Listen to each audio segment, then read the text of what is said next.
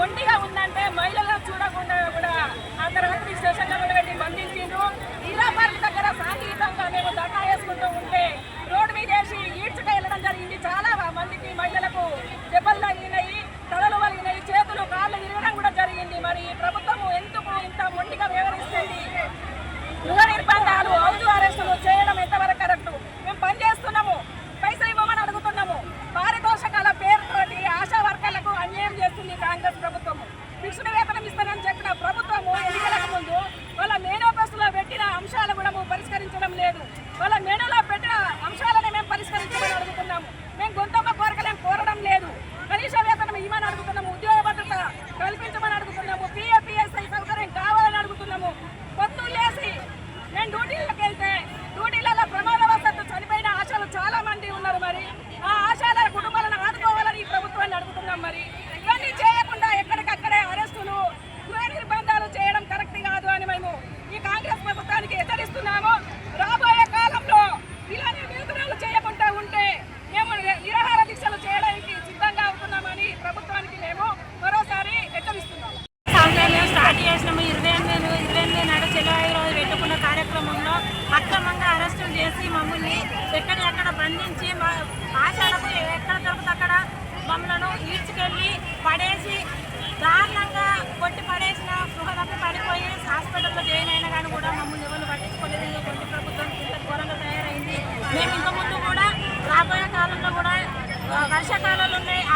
ఆ వర్షాకాలంలో కూడా మేము నిరాహార దీక్ష బట్టి మేము పనులు బంద్ చేసి మేము కొట్లాడతాము. ఈ అసెంబ్లీల గట్ట మీరు మా గురించి చర్చించకపోతే మాత్రము మేము ఎక్కడి దాకైనా తెగించుకొని మేము అసెంబ్లీ ముట్టడి దాకా మేము చేరుకుంటాము.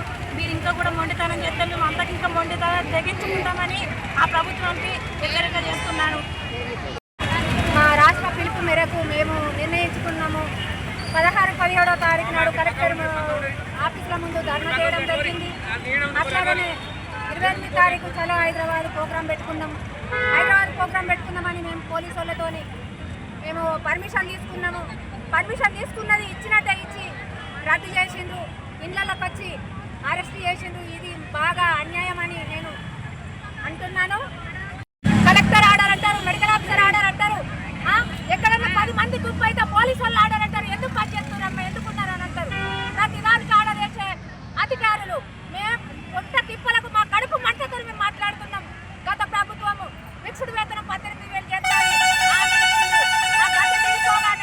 ఈ ప్రభుత్వం వచ్చే టైంకి మా మేము 18,000 ఫిక్స్ చేస్తాము. మా కాంగ్రెస్ హామీ ఇస్తుందని ఇప్పుడున్న పార్టీ వాళ్ళు మాకు హామీ ఇచ్చారు. ఏ ఒక్కటి కూడా నెరవేరలేదు.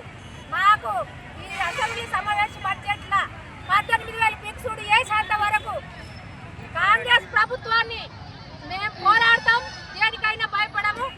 ప్రభుత్వము ఆశాలంటే ఆశామాషిగా అనుకుంటున్నారు.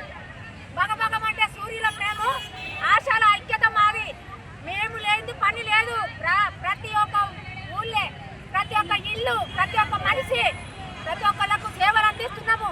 మేము లేని టైంలో ప్రభుత్వానికి, ప్రతి ఒక్క అధికారులకు మా విలువైన ఏర్పడుతుంది. వచ్చే వానకాలంలో మేము సమ్మెకు సిద్ధమైనమని మా రాష్ట్ర కమిటీ మొత్తం నిర్ణయం చేసుకున్నది. మేము దేనికంటే దానికి సిద్ధమైతాం. మీరెంత మొండిగా కాంగ్రెస్ ప్రభుత్వం ఉందో మేము అంతకంటే డబ్బులు మొండి పట్టుకొని ఉంటామని హెచ్చరిస్తున్న ప్రభుత్వానికి నేను జిల్లా